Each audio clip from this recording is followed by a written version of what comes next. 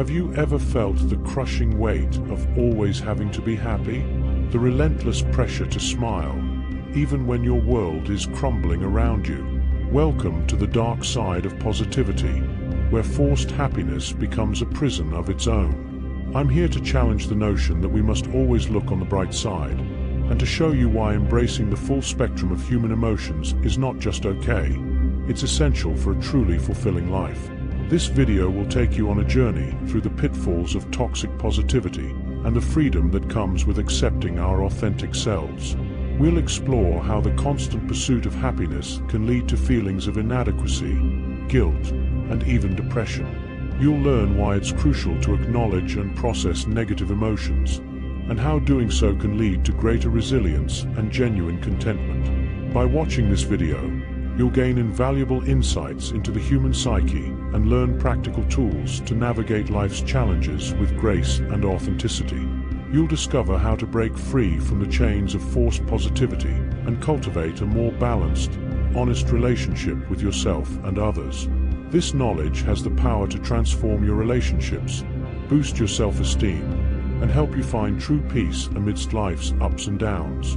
Have you ever felt guilty for not being happy enough? Do you find yourself hiding your true feelings behind a mask of positivity?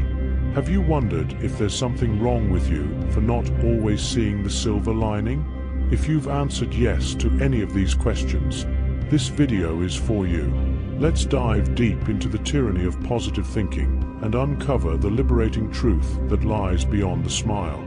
Imagine a world where you're constantly told to cheer up or look on the bright side. A world where your pain is dismissed with a casual, "It could be worse," or "Everything happens for a reason." For many of us, this isn't just imagination, it's reality. We live in a culture obsessed with happiness, one that often leaves little room for the complex tapestry of human emotions. But what if I told you that this relentless pursuit of positivity is not only misguided but potentially harmful? Let's start by acknowledging a fundamental truth. Life is not always sunshine and rainbows. We experience joy, yes, but also sadness, anger, fear, and disappointment. These emotions aren't flaws or weaknesses. They're integral parts of the human experience. When we try to suppress or ignore these feelings, we deny ourselves the opportunity to fully process our experiences and grow from them. It's like trying to navigate a ship using only half of the compass. You're bound to lose your way. The pressure to maintain a positive facade can be exhausting and isolating. It creates a gap between our inner reality and the face we show to the world. This disconnect can lead to feelings of inauthenticity and loneliness. We start to believe that our true selves are unacceptable, that we must constantly perform happiness to be worthy of love and connection. But here's the truth. Genuine relationships are built on authenticity, not perpetual cheerfulness. Consider for a moment the last time you felt truly understood and accepted.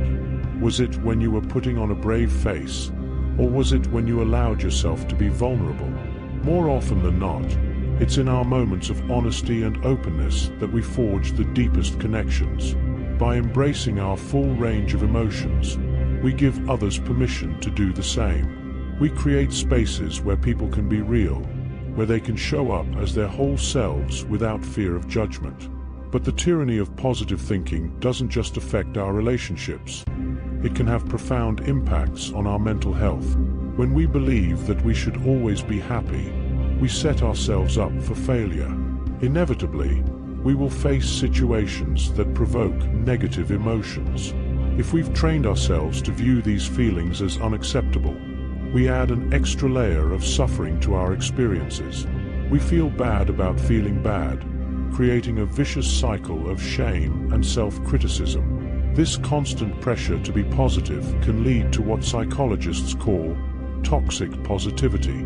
It's a mindset that dismisses or minimizes negative experiences in favor of a falsely cheerful, optimistic outlook. While it may seem harmless on the surface, toxic positivity can have serious consequences. It can prevent us from processing trauma, dealing with grief, or addressing real problems in our lives. It's like putting a band-aid on a broken bone. It might cover up the wound, but it does nothing to heal the underlying injury. Moreover, the idea that we can control our emotions through sheer willpower is a dangerous myth. Our feelings are complex responses to our experiences, shaped by our biology, our history, and our current circumstances. Trying to force ourselves to be happy when we're genuinely struggling is not only ineffective, it's a form of self-gaslighting. We start to doubt our own perceptions and experiences, leading to a profound sense of disconnection from ourselves. So, if forced happiness isn't the answer, what is? The solution lies in embracing emotional intelligence and cultivating a more nuanced understanding of well-being. It's about learning to sit with our uncomfortable emotions, to explore them with curiosity rather than judgment. It's about developing the resilience to face life's challenges head-on, rather than trying to positive think our way out of them. In the coming minutes, we'll explore practical strategies for breaking free from the tyranny of positive thinking. We'll learn how to validate our emotions, even the ones society tells us we shouldn't feel. We'll discover the power of self-compassion and how it can transform our relationship with ourselves and others. But first, let's dive deeper into why this matters so much. Consider the last time you faced a significant setback or disappointment. Maybe you lost a job, ended a relationship, or faced a health crisis. How did you respond? Did you allow yourself to feel the full weight of the situation? Or did you immediately try to find the silver lining? While optimism has its place, there's immense value in allowing ourselves to fully experience and process our pain. When we rush to find the positive in every situation, we rob ourselves of important lessons and growth opportunities. Pain, sadness, and anger are not just unpleasant sensations to be avoided. They're powerful teachers. They show us what matters to us, what we need to change, and how we can grow. By embracing these emotions, we develop greater emotional resilience and a more profound understanding of ourselves and others. Moreover, the constant pressure to be positive can lead to a kind of emotional numbness. When we consistently push down our authentic feelings, we may find ourselves less able to experience joy and excitement as well.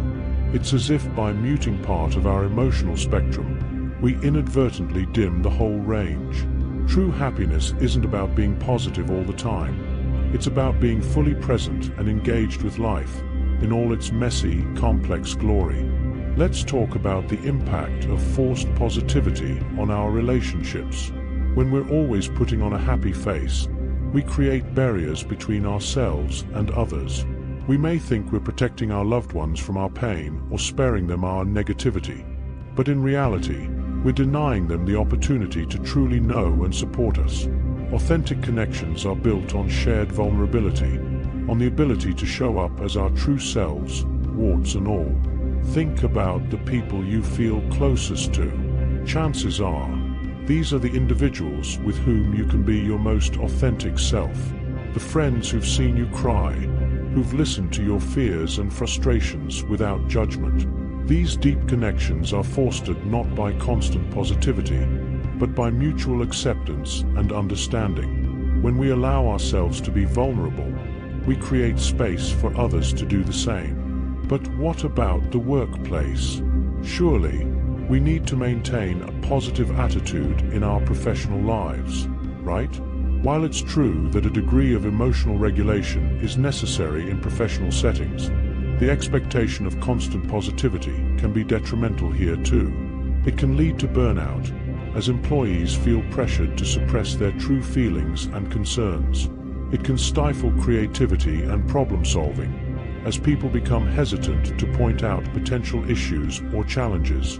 Imagine a work environment where it's safe to express concerns, where challenges are seen as opportunities for growth rather than failures to be hidden. This kind of emotional honesty can lead to more effective teamwork, better problem-solving, and ultimately, a more productive and satisfying work experience. It's not about being negative, it's about being real, and creating a culture of authenticity and mutual support. Now, you might be wondering, if we embrace our negative emotions, won't we just end up wallowing in misery? This is a common misconception, but the reality is quite the opposite. When we allow ourselves to fully experience and process our emotions, we actually move through them more quickly and effectively. It's like the old saying, the only way out is through. By facing our feelings head-on, we can integrate them into our experience and move forward with greater clarity and purpose.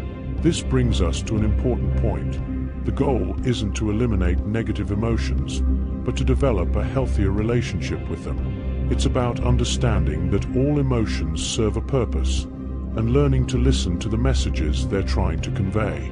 Anger might be telling us that a boundary has been crossed. Sadness might be highlighting something we've lost or need to let go of.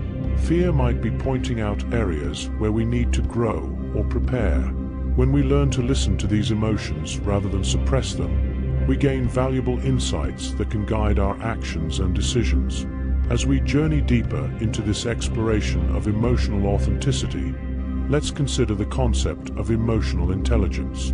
This crucial skill involves recognizing, understanding, and managing our own emotions, as well as empathizing with others. By developing our emotional intelligence, we can navigate life's challenges with greater ease and build stronger, more meaningful relationships. One key aspect of emotional intelligence is self-awareness.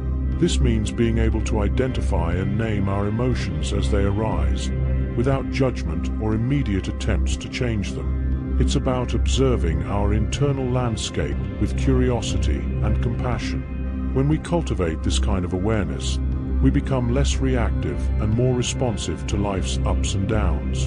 Hand in hand with self-awareness comes self-acceptance. This doesn't mean resigning ourselves to negative states or giving up on personal growth.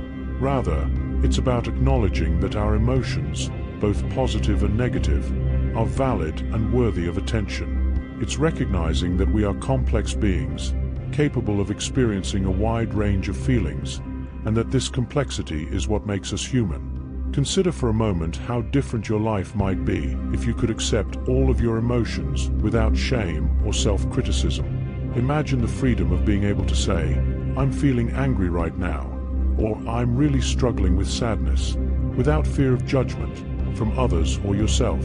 This kind of emotional honesty can be incredibly liberating, allowing us to channel our energy into processing and learning from our experiences rather than fighting against them. Of course, developing this level of emotional intelligence and self-acceptance is no small feat. We live in a society that often equates happiness with success and views negative emotions as weaknesses to be overcome. Breaking free from these ingrained beliefs requires courage, persistence, and often support from others. It's a journey, not a destination, and it's one that's well worth embarking upon.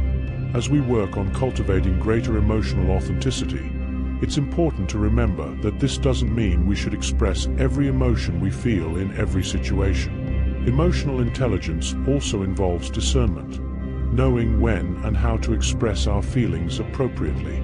It's about finding a balance between honoring our emotions and navigating social contexts skillfully. This brings us to the importance of boundaries.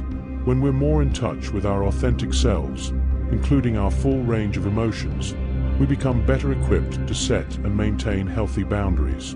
We can more clearly identify what feels right for us and what doesn't, and we can communicate these limits to others with greater confidence and clarity.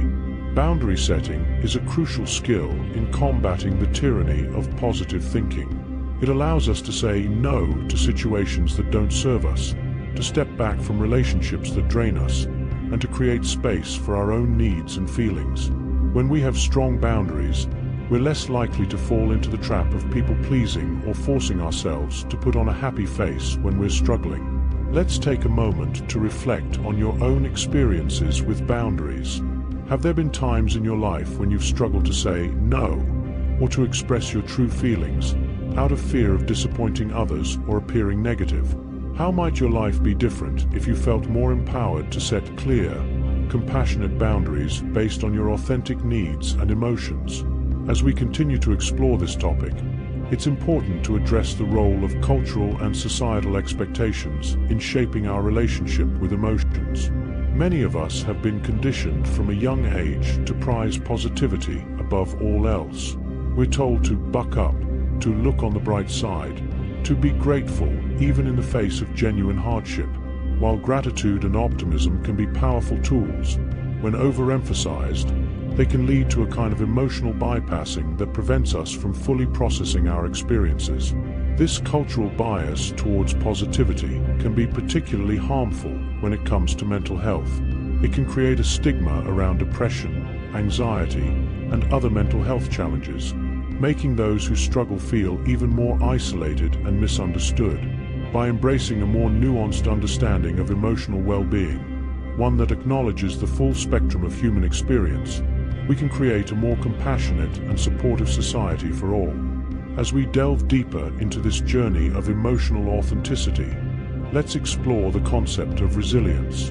True resilience isn't about bouncing back quickly or maintaining a positive outlook no matter what.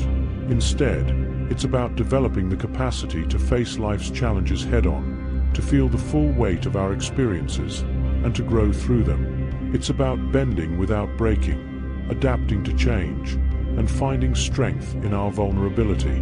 Resilience is often misunderstood as a trait that some people naturally possess and others don't. In reality, resilience is a skill that can be cultivated over time. It involves developing a range of coping strategies, building strong support networks, and learning to reframe our experiences in ways that promote growth and learning. By embracing our full range of emotions, we actually become more resilient, not less. Consider the metaphor of a tree in a storm. A tree that's rigid and inflexible might snap under the force of strong winds. But a tree that's able to bend and sway with the gusts is more likely to survive and even thrive. In the same way, when we allow ourselves to be moved by our emotions, to really feel them, we become more adaptable and ultimately stronger. This kind of emotional flexibility is key to navigating life's inevitable ups and downs. It allows us to respond to challenges with greater creativity and resourcefulness. When we're not expending all our energy trying to maintain a facade of positivity, we free up mental and emotional resources to deal with problems more effectively. We become better problem solvers, more empathetic listeners, and more authentic leaders. Let's take a moment to reflect on a challenging situation you faced recently. How did you respond? Did you allow yourself to fully experience the emotions that came up, or did you try to push them away? How might the outcome have been different if you'd approached the situation with greater emotional authenticity? As we cultivate this kind of emotional resilience, we may find that our relationships deepen and become more meaningful. When we're able to show up authentically, to share our struggles as well as our joys, we create space for others to do the same. This kind of vulnerability fosters intimacy and trust, allowing us to form connections that are truly supportive and nourishing. Think about the people in your life who you trust the most. Chances are, these are individuals with whom you feel safe sharing your true feelings, including the difficult ones. These relationships are precious because they allow us to be fully ourselves, without fear of judgment or rejection.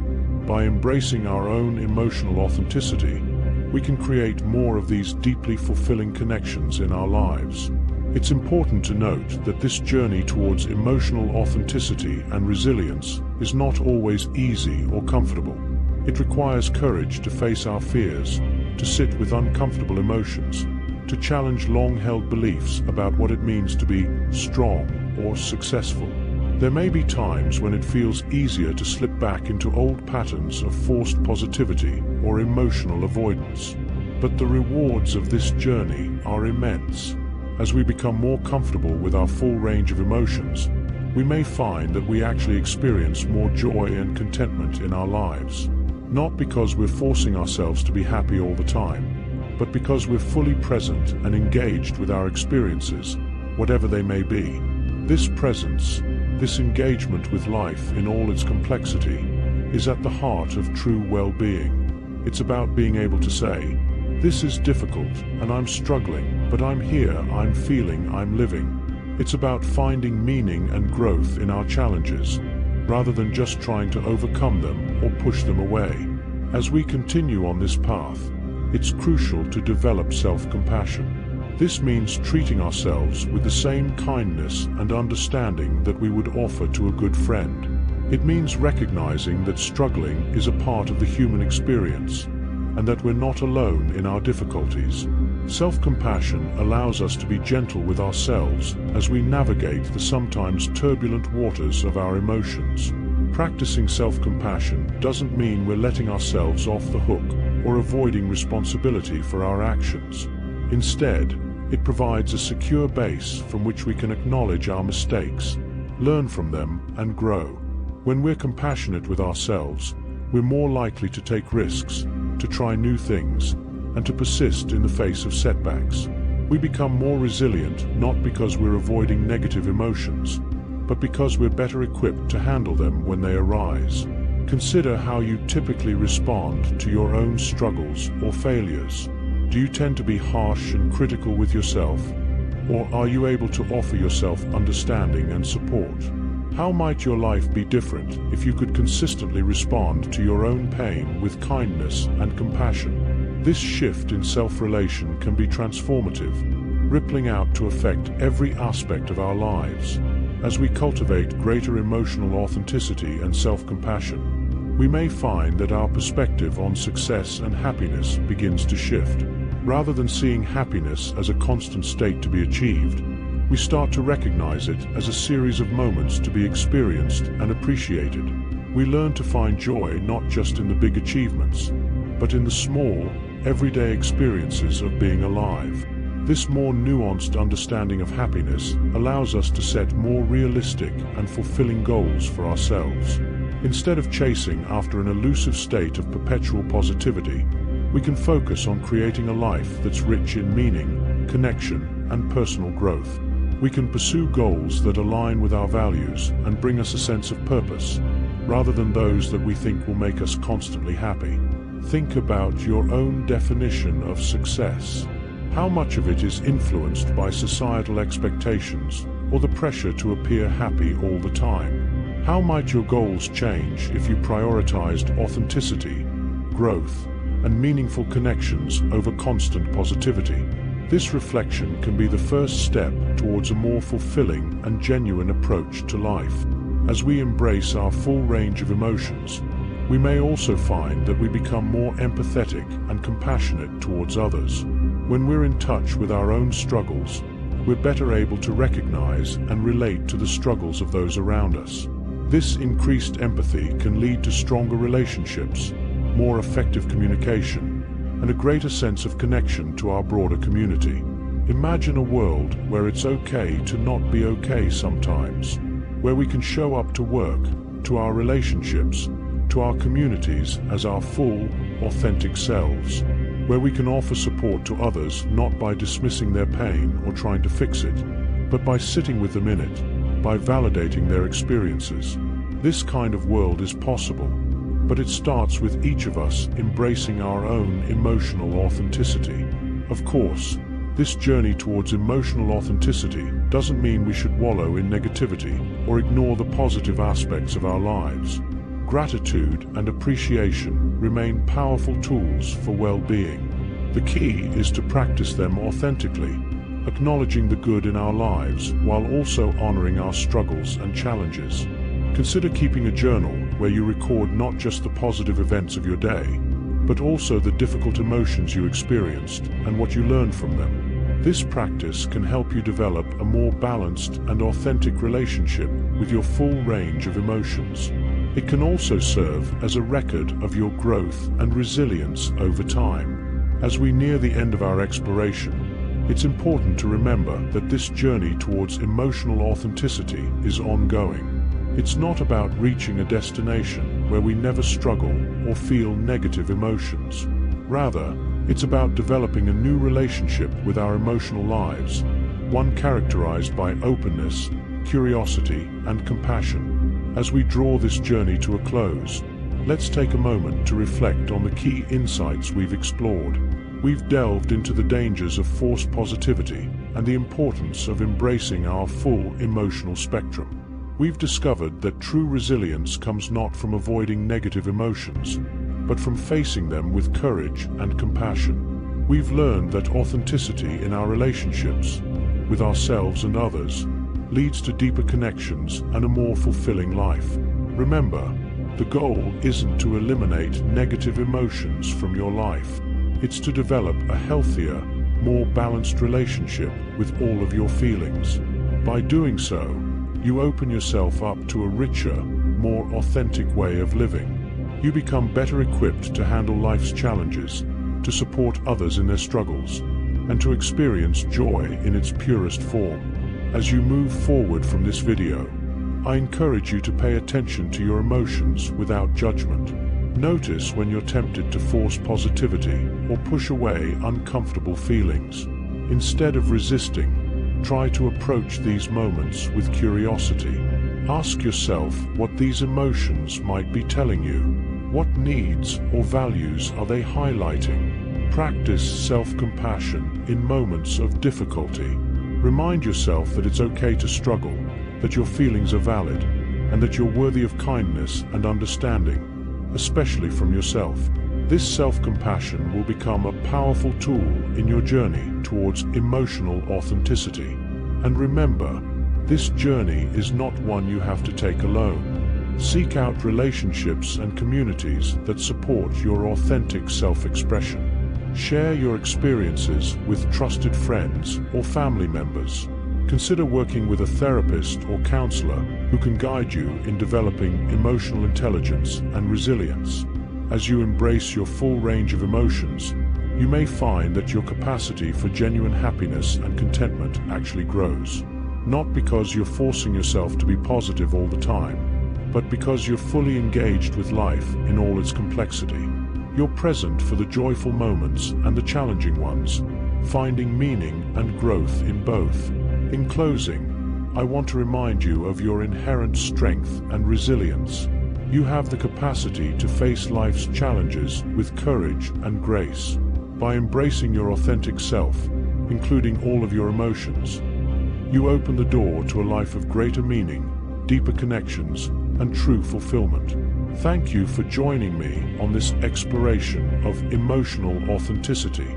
I hope you'll carry these insights with you as you continue on your personal journey. Remember, it's not about being happy all the time. It's about being real, being present, and being fully, authentically you. As you go forward, I encourage you to be gentle with yourself. Change doesn't happen overnight, and there may be times when you fall back into old patterns of forced positivity. That's okay. Each moment is a new opportunity to choose authenticity over pretense, to choose self-compassion over self-criticism. You have the power to break free from the tyranny of positive thinking and to create a life that honors your whole self. Embrace your emotions, all of them, for they are the colors that paint the masterpiece of your life. In doing so, you not only transform your own experience, but also contribute to creating a more emotionally honest and compassionate world for all.